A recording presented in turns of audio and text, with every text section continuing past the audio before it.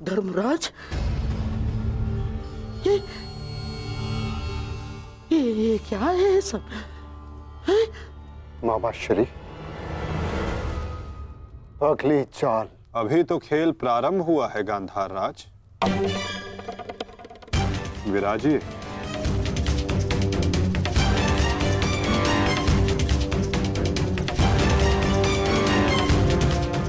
बताइए गांधार राज, अब क्या दांव पर लगाएंगे? इनके मुख में 4 सोने के दांत हैं माधव, उन्हें लगाते हैं दांव पर। नहीं नहीं नहीं,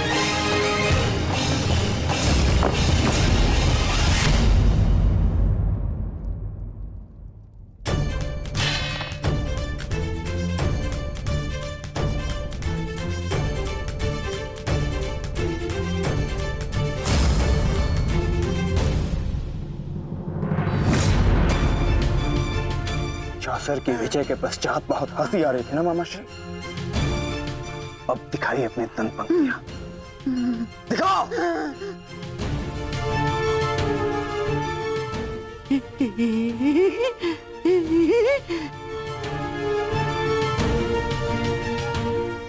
और वो क्या था?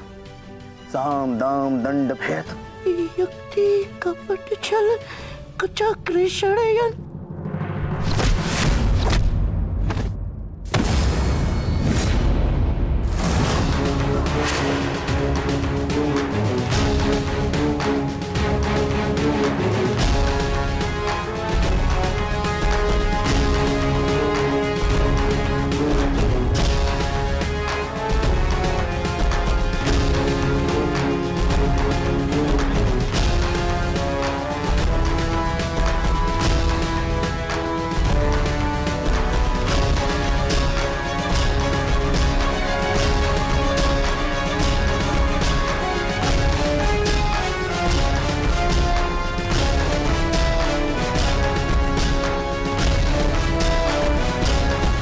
आनंद नहीं आया मामा श्री, आपके कलुषित रक्त से सना स्वर्ण भी हमें नहीं चाहिए।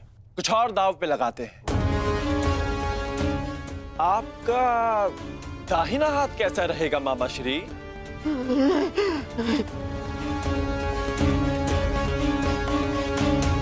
वही तो सबसे अधिक मूल्यवान है ना? उसी से तो आप पासे फेंकते हैं।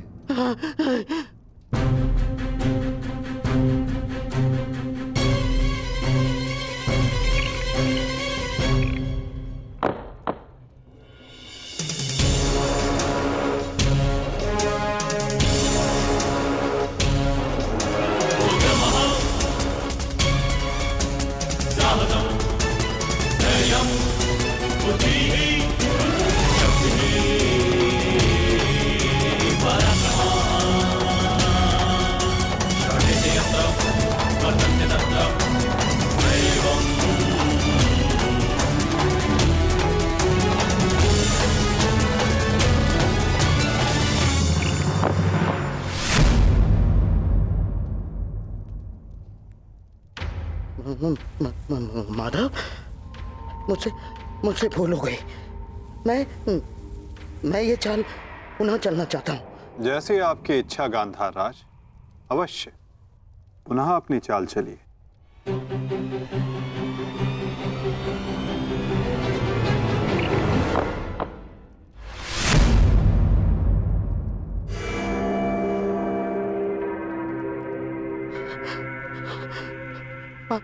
पांचाली, मुझसे भूल हो गई।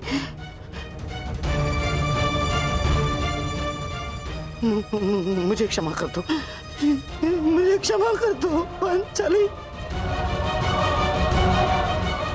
जो आप हार चुके हैं, पहले उसका मूल्य तो चुकाइए मामाश्री।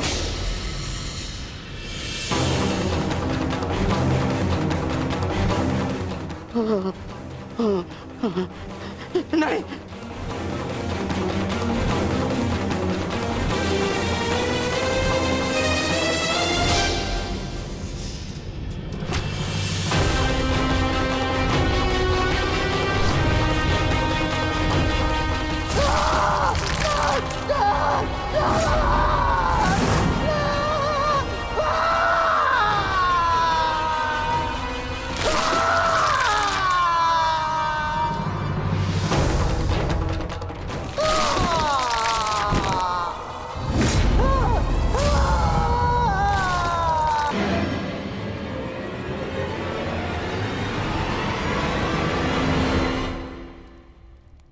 अगली चाल चलते हैं केशव।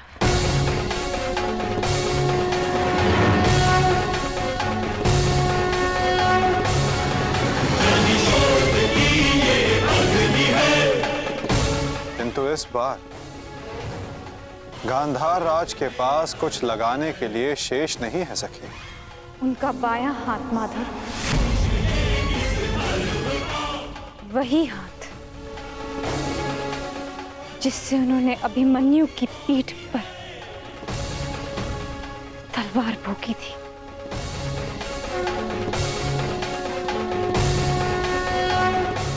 एक और चाल मामाश्री।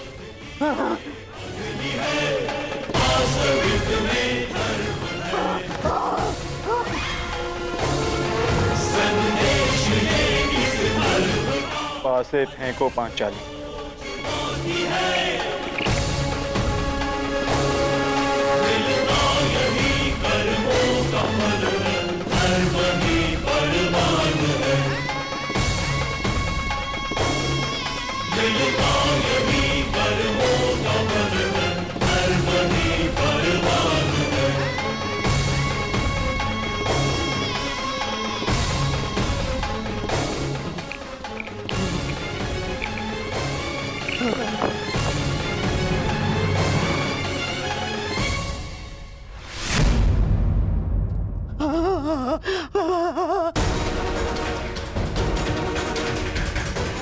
मुझे खेद है गांधार राज,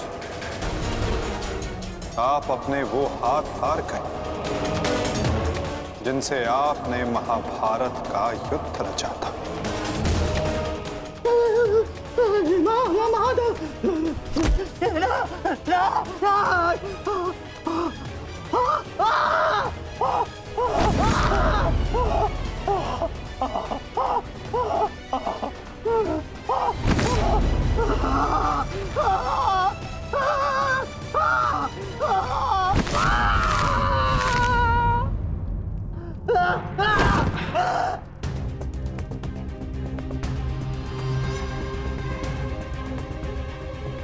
इनके हाथों का दोष कम,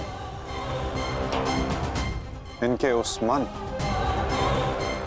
उस मस्तिष्क का दोष अधिक था।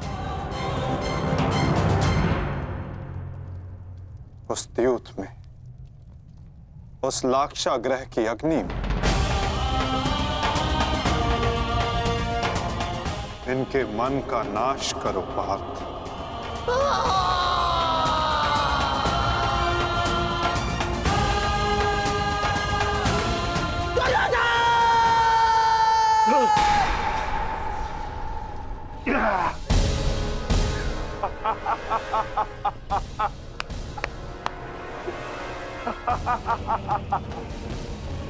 जाओ दुर्योधन, जाओ जाओ, तुम्हें जाने की अनुमति है।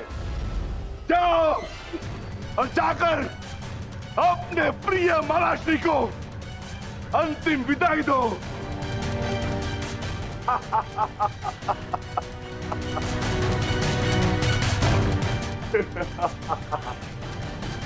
नहीं नहीं नहीं,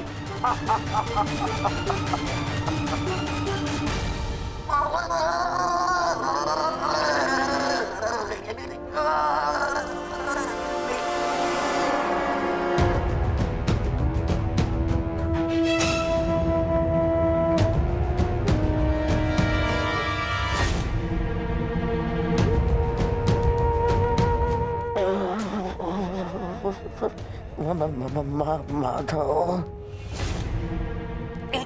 इतनी इतनी पीड़ा क्यों? मुझे मुझे इस पीड़ा से मुक्त क्यों नहीं कर देते? जो पीड़ा इतने वर्षों तक आपने पांचाली और पांडवों को दी गांधार नरेश, कदाचित उसके समक्ष आपकी ये पीड़ा कुछ भी नहीं। जो बोओगे वही काटोगे, यही नियति है।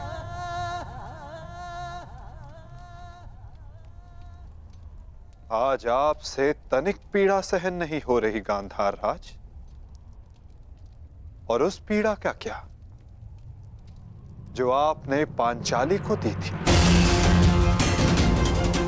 स्मरण करने का प्रयास कीजिए गांधार नरेश, अनुभव करने का प्रयास कीजिए उस पीड़ा का।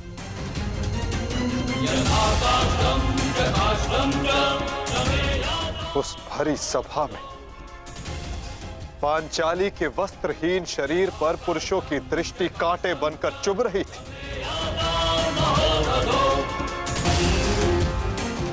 स्मरण है गांधार राज कि किस प्रकार उस सभा में पांचाली गिड़गिड़ाई थी, किंतु तब भी आप सब में से किसी ने एक ना सुनी।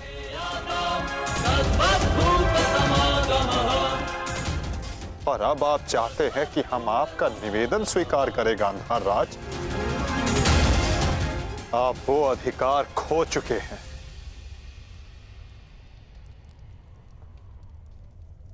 आपकी ये दुर्दशा आपके दुष्कर्मों का परिणाम है।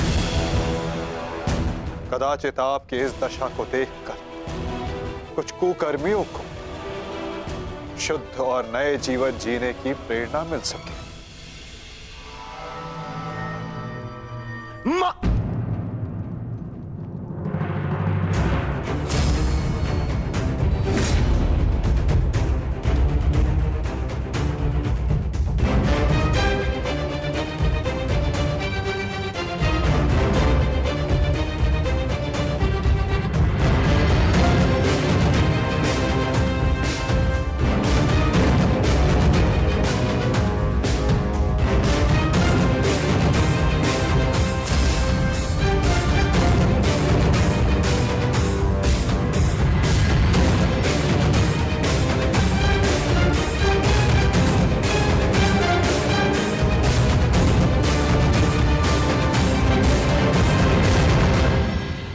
तुम्हारी प्रतीक्षा करेंगे अनुज।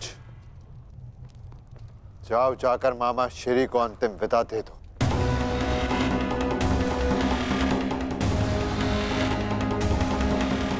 नहीं नहीं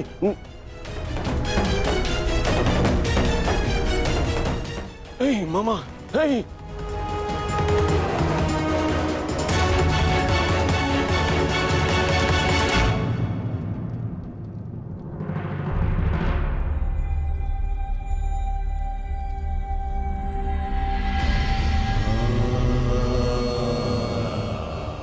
नहीं नहीं नहीं नहीं नहीं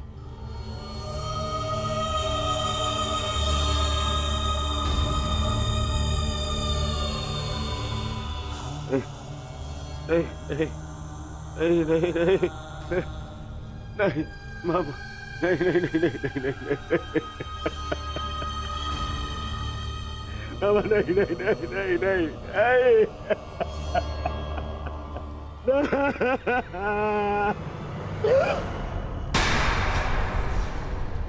मामा, मामा, मामा, मामा, ये क्या हो गया? मैंने अपने प्राण नहीं त्यागे हैं अभी तक। कहाँ थे तुम? मैं यही था मामा, मैं यही था। ये क्या दुर्दशा कर दी है पांडवों ने? मुझे क्षमा कर दो दुर्योधन। मेरा साथ केवल यही तक का था। परंतु मैं प्रसन्न हूँ, क्योंकि एक योद्धा ना होते हुए भी एक योद्धा की मृत्यु मिली मुझे। धन्यवाद दुर्योधन। कहीं नहीं जा रहे हैं आप। मैं आपको लेके चलूंगा, कुछ नहीं होगा आपको। आप कहीं नहीं जा रहे। उठिए उठिए उठिए मामा, उठिए उठिए, नहीं जाने दूंगा आपको। नहीं नहीं नहीं, अरे मामा, मामा, आप ठीक तो है? क्या हो गया मामा? मामा, मैं आपकी चिकित्सा कराऊंगा मामा। इसको निकालो, इसको। नहीं नहीं नहीं नहीं नहीं नहीं नहीं, मामा मामा मामा मामा, नहीं मामा, नहीं नहीं नहीं नहीं मामा, अब कोई लाभ नहीं। नहीं नहीं नहीं। हर मनुष्य का अपना एक विशेष बल होता है। यदि उस बल ने उसका साथ छोड़ दिया तो समझो उसका अंत निश्चित। नहीं मामा, मामा नहीं मामा। जैसे अंगराज का बल तो उसका कवच और कुंडल, जैसे मेरा बल था मेरे पास से। अब यदि अंतिम समय में मेरे पासों ने मेरा साथ छोड़ दिया तो अब कोई कुछ नहीं कर सकता दुर्योधन। नहीं नहीं नहीं मामा।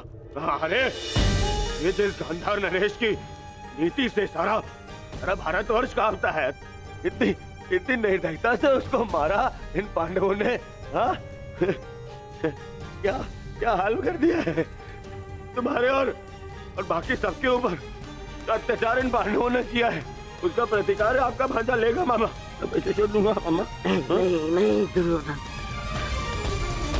वास्तविकता तो ये है कि मेरी ये दशा मेरे ही निर्दयी कर्मों का फल है। इस आशा का कारण केवल और केवल मैं स्वयं हूँ।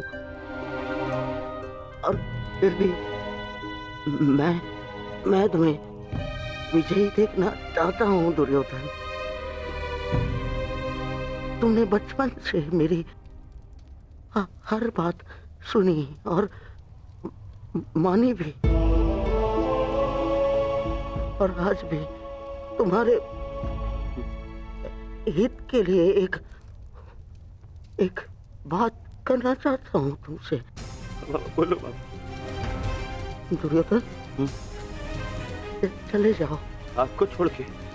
कहाँ? नहीं कहीं नहीं जा रहा। मेरी सलाह मानो दुर्योधन, क्योंकि वो वो वासुदेव कृष्ण तुम्हें जीवित नहीं छोड़ेगा। और वो विकोदर भीम उसकी प्रतिज्ञा अवश्य पूर्ण करेगा दुर्योधन। मैं नहीं चाहता कि मेरी बहन और जीजाश्री के अंतिम संस्कार के लिए कोई शेष न बचे। परिस्थिति को समझो दुर्योधन। तुम आज कुरुक्षेत्र नहीं जाना। आप मुझे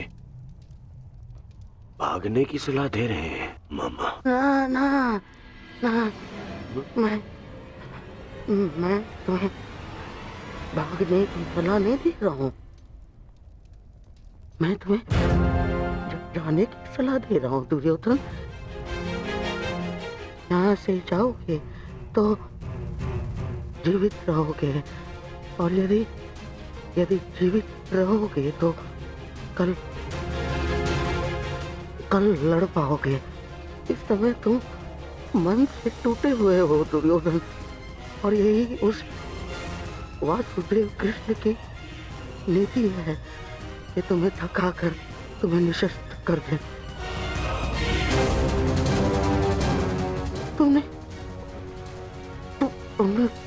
सोचा नहीं कि कैसे पांडव एक एक करके अलग तुमसे युद्ध कर रहे थे ताकि तुम थक जाओ।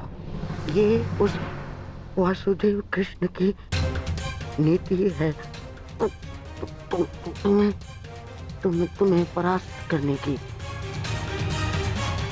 वो अवश्य कोई चाल चल रहा होगा। यहाँ पास में एक सरोवर है दुर्योधन। उसके तल में एक कुआं है जहाँ सरलता से छिपा जा सकता है। वहां जाओ, विश्राम करो और अपनी शक्ति पुनः अर्जित करो। मेरी बात मानो। तुम्हें मेरी सौगंध। सरोवर में जाओ, अपने मामा की अंतिम इच्छा का पालन करोगे ना?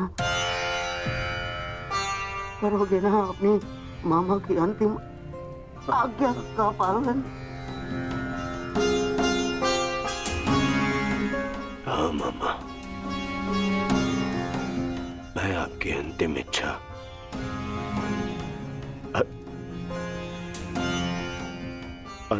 अवश्य पूर्ण करूंगा।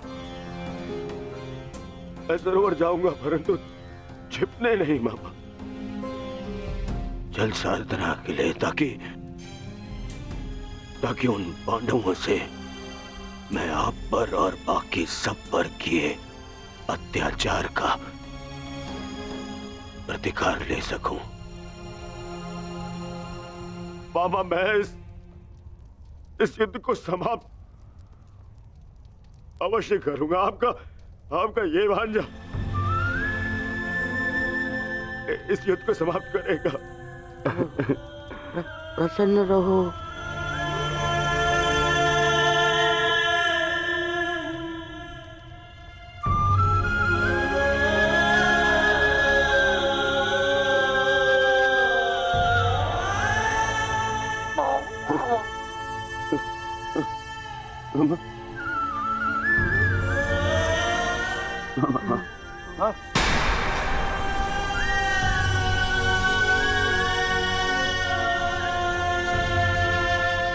मेरे होने वाले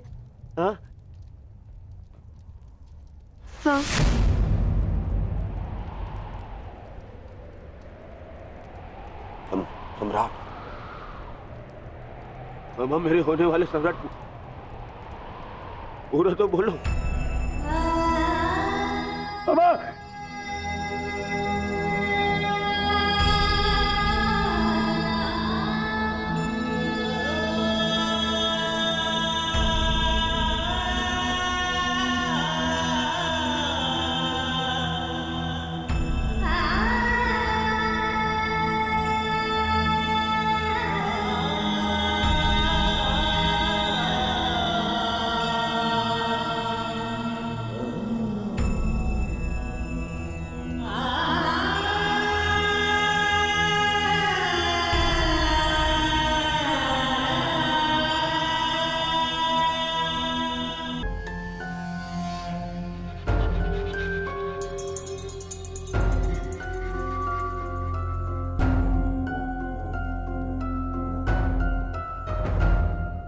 हमें बहुत विलंब हो रहा है युधिष्ठिर। दुर्योधन को गए बहुत समय हो गया है। अब दुर्योधन को बाहर बुलाने का समय आ गया है। प्रतीत होता है कि अपने अंत से डर के भाग गया है वो कायर। इसका अर्थ युद्ध समाप्त हुआ। परंतु ज्येष्ठ, मेरी प्रतिज्ञा तो पूर्ण होना भी शेष है।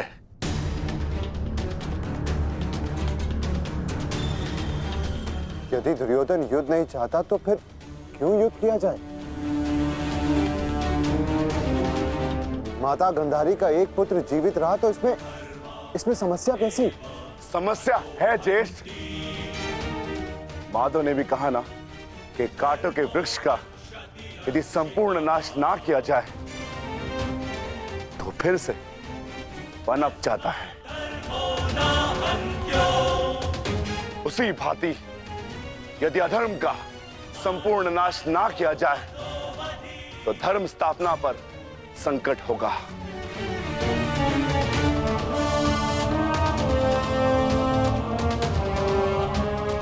आपको हो क्या गया ज्येष्ठ? हमारे साथ हुए अन्याय को इतना शीघ्र मत भूलिए। क्या आप भूल गए पांचाली के अपमान को? क्या आप भूल गए हम सब की प्रतिज्ञाएं?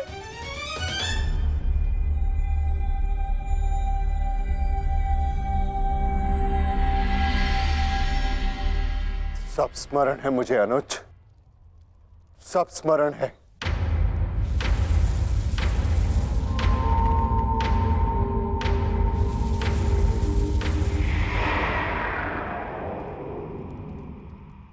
परंतु मुझे तुम्हारी चिंता है। तुम जानते हो दुर्योधन के वश शरीर का कोई तोड़ नहीं, जानते हो ना? इसीलिए उससे द्वंद्व करना व्यर्थ है। माता गांधारी के वरदान ने उसे अजय बना दिया है।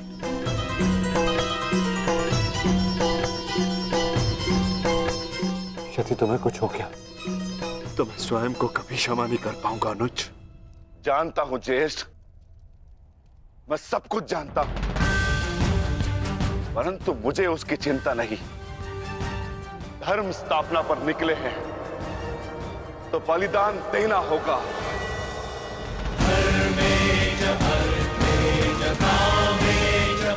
यदि उसके लिए मेरे प्राण क्यों न चले जाए, परंतु मैं प्रयास करना नहीं छोड़ सकता। परंतु दुर्योधन का वध करोगे कैसे? शेषगढ़ ने माता कुंती को वचन दिया था कि उनके 5 पुत्र जीवित रहेंगे। क्या तुम उनके वचन को झूठा हो जाने दोगे? हाँ?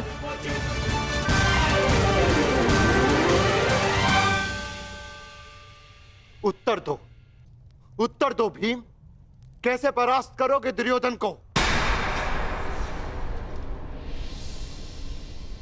जोड़ पर से प्रत्येक वस्तु दुर्बल होती है धर्मराज। दुर्योधन की जंघा और उसकी कमर का जोड़ अभी भी मानविक है।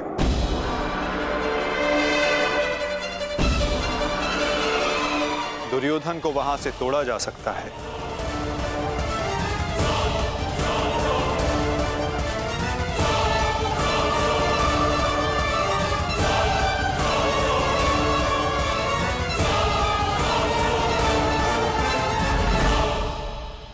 परंतु यह अधर्म होगा माधव। इस समय धर्म की मांग कदाचित यही अधर्म है धर्मराज। दुर्योधन का अंत धर्म की मांग है।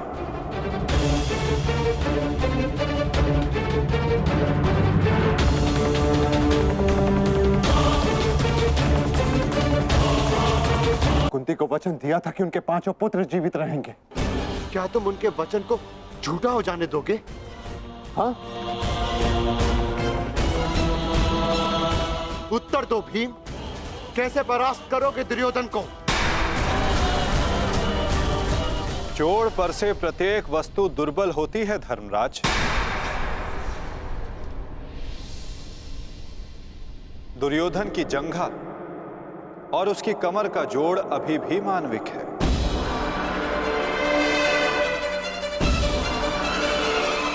दुर्योधन को वहां से तोड़ा जा सकता है।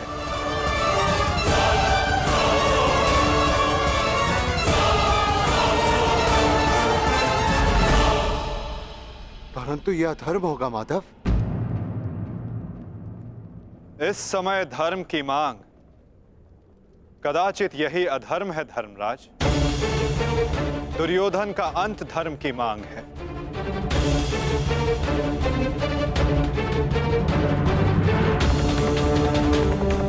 परंतु माधव, युद्ध के लिए दुर्योधन का प्रस्तुत होना भी आवश्यक है। यदि दुर्योधन हम सबके समक्ष प्रस्तुत नहीं होते तो हमें दुर्योधन के समक्ष प्रस्तुत हो जाना चाहिए।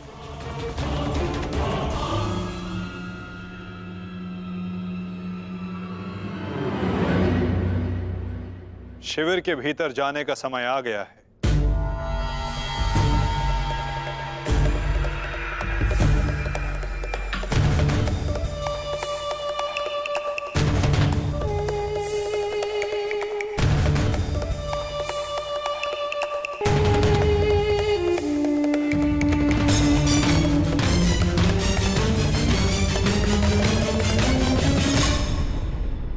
याद तो कोई भी नहीं है।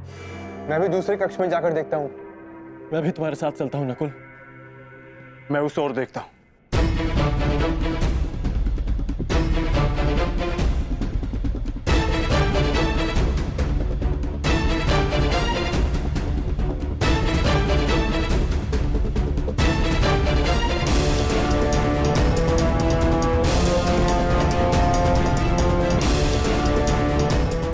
माधव, दुर्योधन कहीं नहीं मिला।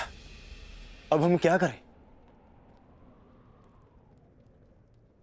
रक्त और पाप अपने चिन्ह छोड़ ही जाते हैं पार्थ। और यदि रक्त एक पापी का हो तो वो कभी नहीं छिपते।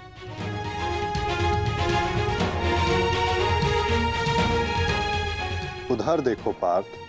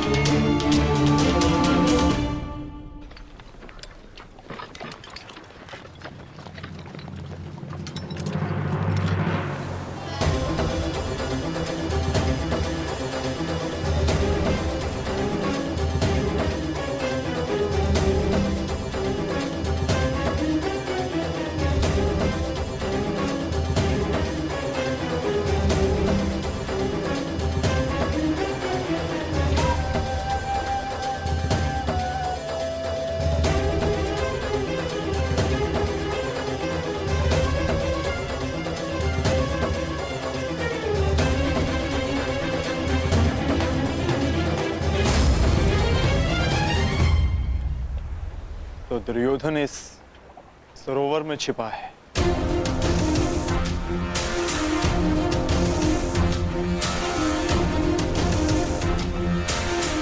आवाहन दो विकोदर।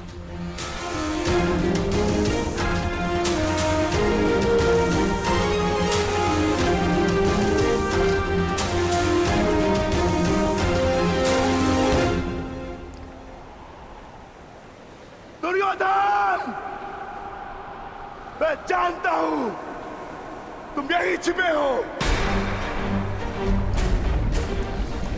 बाहर निकलो कायर और युद्ध करो मुझसे। सुन रहे हो ना कायर? सामने आओ। क्या इस प्रकार मेरा सामना करोगे? बाहर निकलो और बंद करो मुझसे।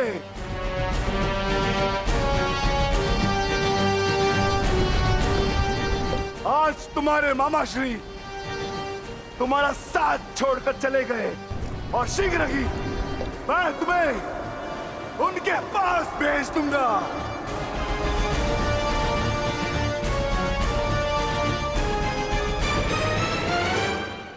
अरे वज्र का शरीर लेकर भी भयभीत हो दुर्योधन। भारती कर्ण को अपना मित्र कहते हो ना, किंतु आज यदि कर्ण तुम्हें इस दशा में देख लेते तो उन्हें भान हो जाता कि उनका मित्र एक शूरवीर योद्धा नहीं, बस एक कायर है। और उन्हें लज्जा आएगी उस क्षण पर जिस क्षण उन्होंने तुम्हारा साथ देने का निर्णय किया।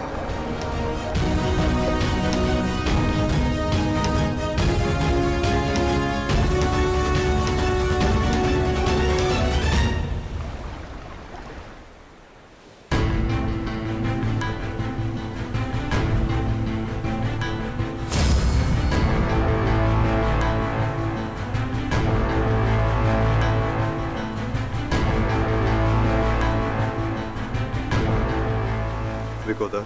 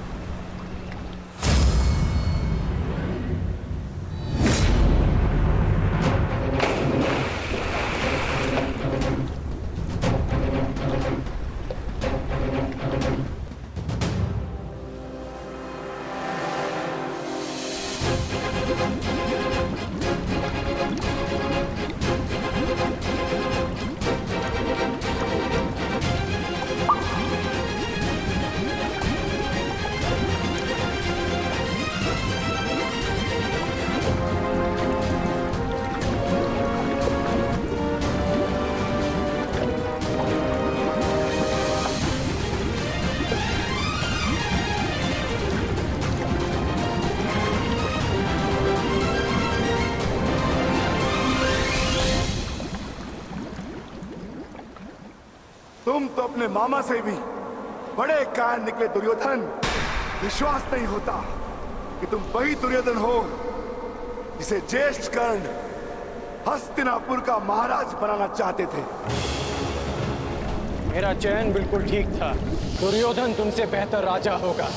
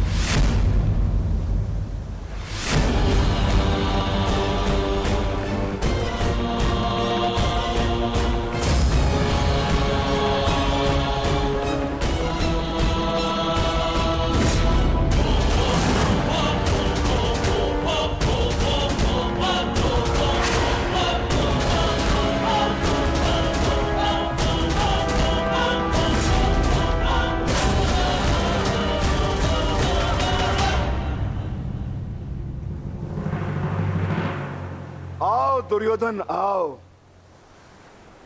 स्वागत है तुम्हारा।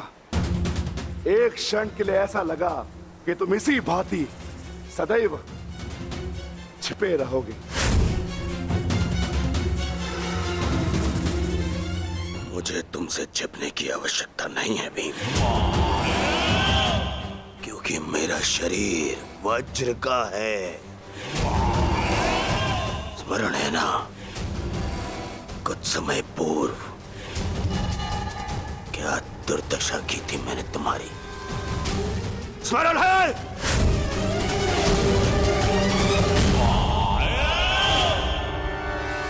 दुर्योधन सत्य कह रहे हैं विकोदर। दुर्योधन छिप नहीं रहे थे, वो तो जल साधना में लीन थे। ये तैयारी तो युद्ध से पहले की थी दुर्योधन, है ना?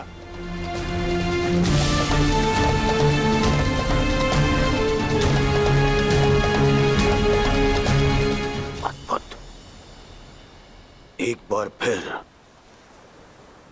तुमने मुझे चौंका दिया। हाँ, मैं जल साधना कर रहा था जो मेरे गुरु बलराम ने मुझे सिखाया है।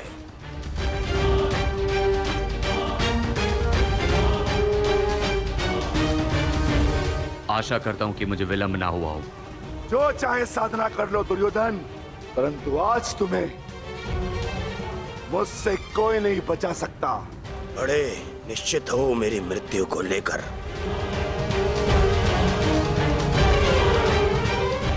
आज क्या कोई नया छल लाए हो मेरे लिए? हाँ?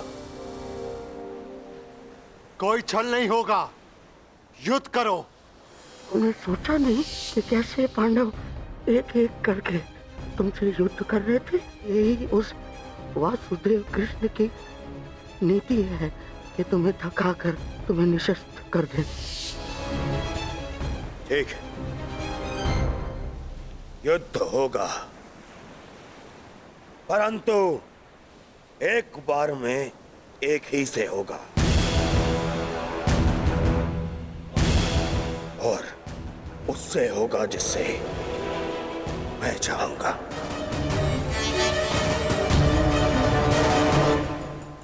स्वीकार है।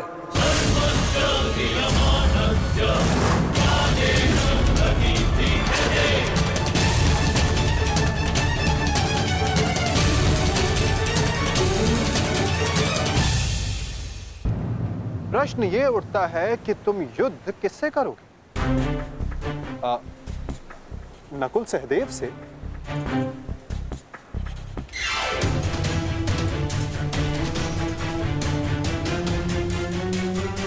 हाँ, उचित है। नकुल तुमसे दुर्बल है, तो उसको परास्त करना तुम्हारे लिए सरल होगा। और सहदेव ने तो तुम्हारे मामा श्री का वध करके अपनी प्रतिज्ञा पूर्ण की है ना? किंतु ये चुनाव करने से पूर्व एक बात सदा स्मरण रखना दुर्योधन, कि नकुल सहदेव का एक प्रहार तुम्हारे 100 प्रहारों से अधिक स्मरणीय होगा, और नकुल सहदेव को तुमसे कहीं अधिक सम्मान मिलेगा। हाँ, कदाचित इस द्वंद्व में, इस महाभारत में तुम भले ही विजयी हो जाओ, किंतु सदा के लिए तुम अपना मान सम्मान और यश खो बैठोगे दुर्योधन।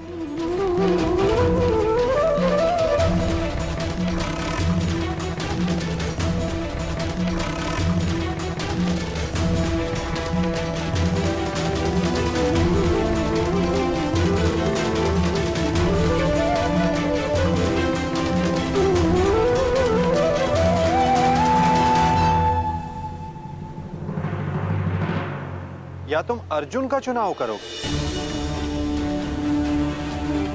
जिसने तुम्हारे मित्र का वध किया। किंतु फिर प्रश्न ये उठता है कि तुम धनुर्युद्ध चुनते हो या गदा युद्ध। यदि तुमने धनुर्युद्ध चुना तो तुम अर्जुन के समक्ष क्षण भर के लिए नहीं टिक पाओगे।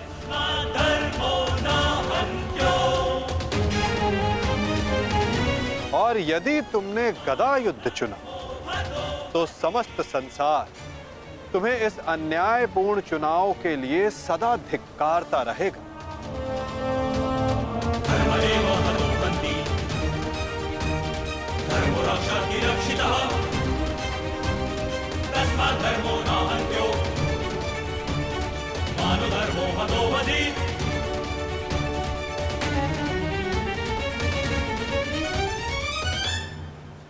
हाँ, युधिष्ठिर को द्वंद्व के लिए ललकारना ये अवश्य बुद्धिमानी हो, क्योंकि यदि राजा को मारोगे तो सेना तो स्वयं परास्त हो जाएगी। किंतु ये बात स्मरण रखना दुर्योधन, यदि तुमने ऐसा किया तो समस्त संसार तुम्हें उस कायर की भांति स्मरण करेगा जिसने स्वयं से निर्बल को परास्त करने का विकल्प चुना। अब चुनाव तुम्हारा है दुर्योधन।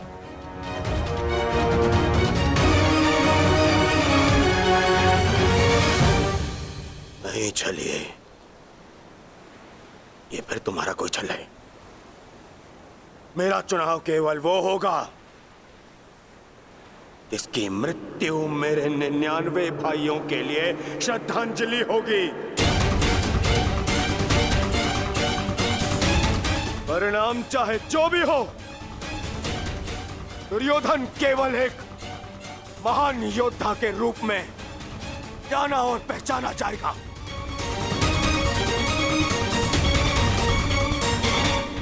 मैं दुर्योधन द्वंद्व के लिए भीम को चुनता हूं।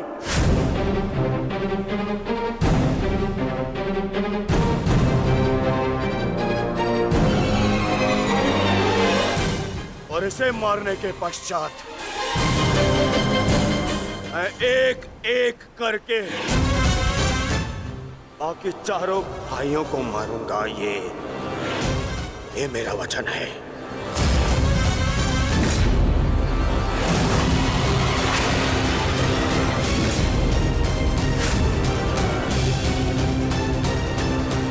तो प्रतीक्षा किस बात की है दुर्योधन? अब समय ही बताएगा कि तुम मुझे मारकर अपने 99 भाइयों को श्रद्धांजलि दोगे या मैं तुम्हें उनके पास पहुंचा दूंगा।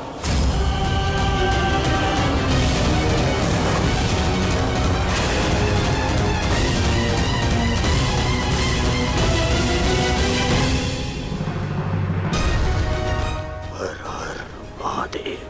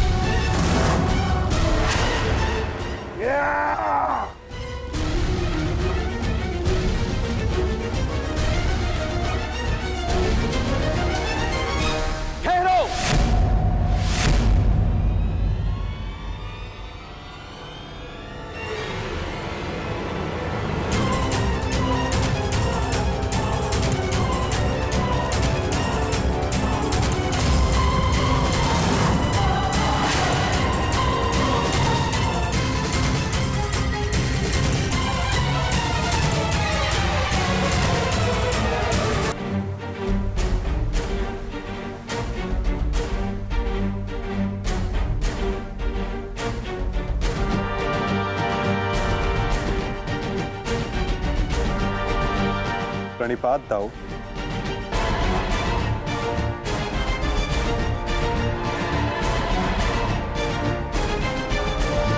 प्रणिपात गुरुदेव।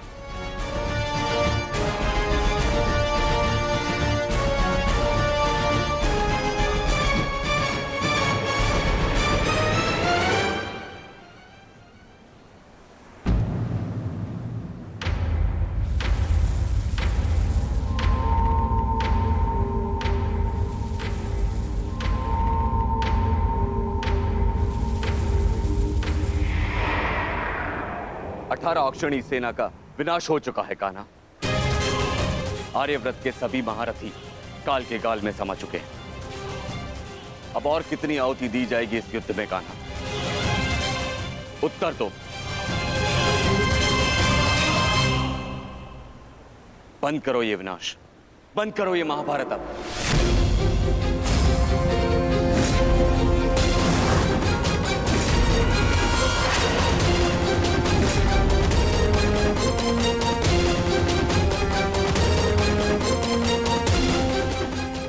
नहीं गुरुदेव,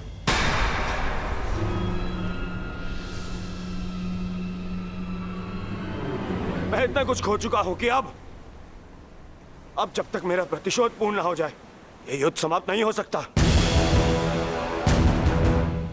और ना ही मैं अपनी प्रतिज्ञा पूर्ण होने से पूर्व इस युद्ध को समाप्त होने दूंगा।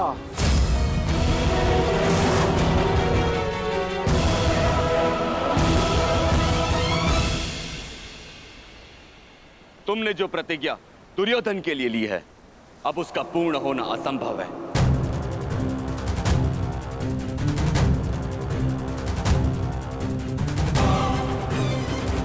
क्योंकि गदा युद्ध में कमर से नीचे प्रहार करना नियम के विरुद्ध है। और तुमने प्रतिज्ञा ली है दुर्योधन की जंगा तोड़ने की।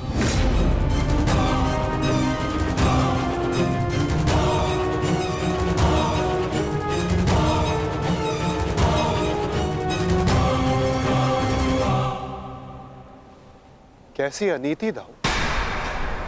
महामहिम भीष्म के बाणों की शैया पर जाने के पश्चात इस युद्ध में कोई नीति शेष नहीं रही दाऊ। और फिर आपने तो स्वयं को इस युद्ध से विमुख रखा था ना। आप इस युद्ध में भाग नहीं ले सकते दाऊ।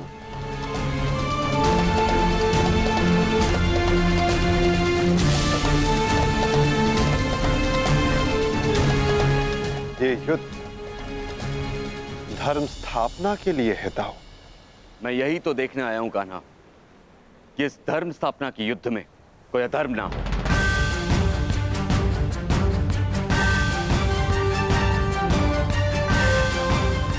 निश्चित रूप से मैं इस युद्ध में सम्मिलित नहीं होऊंगा, परंतु शरणागत की पुकार सुनना मेरा धर्म है। मैं नहीं चाहता कि कल को संसार ये कहे कि यदुवंश के कान्हा के होते हुए अधर्म हुआ।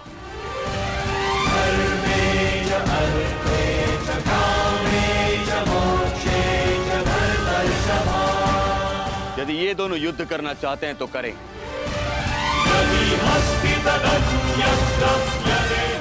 इस युद्ध का निर्णायक मैं बनूंगा।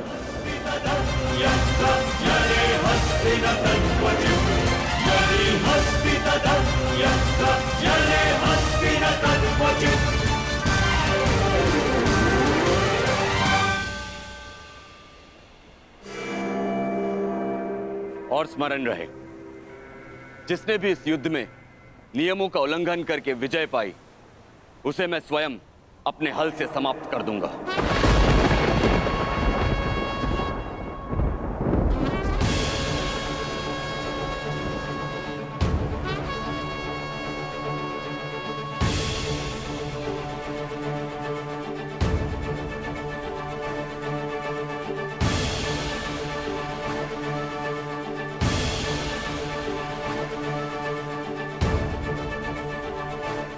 नियम वही होंगे जो गदा युद्ध में लागू होते हैं।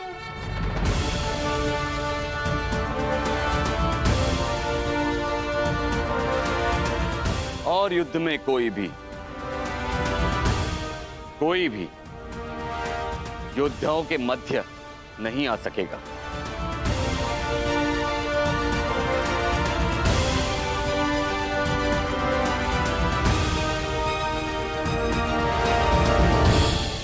इस द्वंद्व का विजेता इस युद्ध का विजेता माना जाएगा।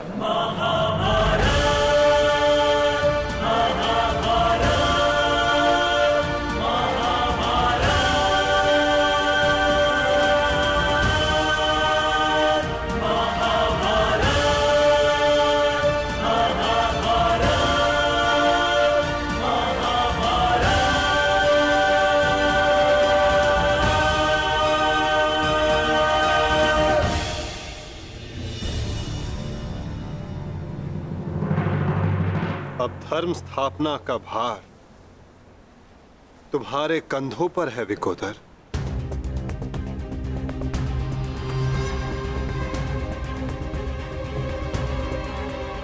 यदि मेरे कंधों पर कोई भार है तो केवल मेरी प्रतिज्ञा का, जिसे मैं अवश्य पूर्ण करूंगा।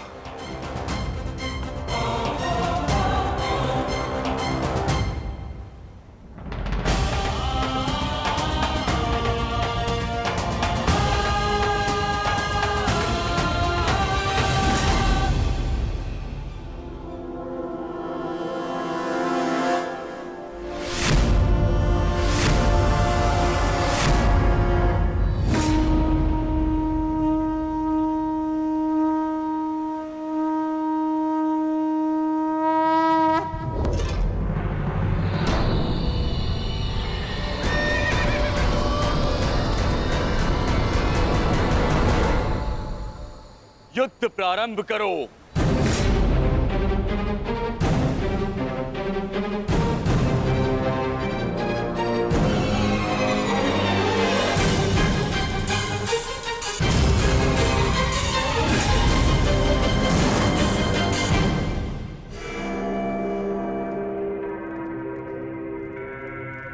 अब विजय और पराजय इस द्वंद्व पर निर्भर करेगी महाराज।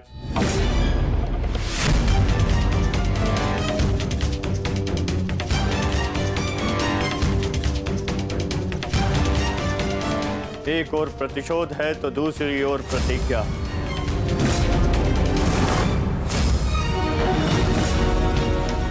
गुरुकुल के दो सर्वश्रेष्ठ गदाधारी आज एक दूसरे के विरुद्ध खड़े हैं महाराज, और महाबली बलराम निर्णायक है महाराज। मुझे इस बात में कभी भी संदेह नहीं था संजय कि मेरा पुत्र भीम से श्रेष्ठ गदाधारी है। मुझे पूर्ण विश्वास है कि मेरा पुत्र भीम को अवश्य परास्त करेगा।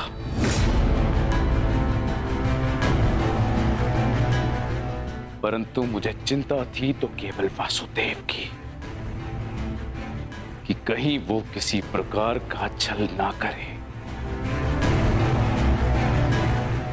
परंतु अब गांधारी के वरदान फलस्वरूप न भीम दुर्योधन का कुछ बिगाड़ पाएगा, और हलधर बलराम के मध्य में उपस्थित होने के कारण वासुदेव भी हमारे पुत्र के साथ कोई छल नहीं कर पाएंगे। हस्तिनापुर में उत्सव की तैयारी करो। मेरा पुत्र इस संसार का सबसे बड़ा युद्ध जीत कर आने वाला है। हाँ, तैयारी करो।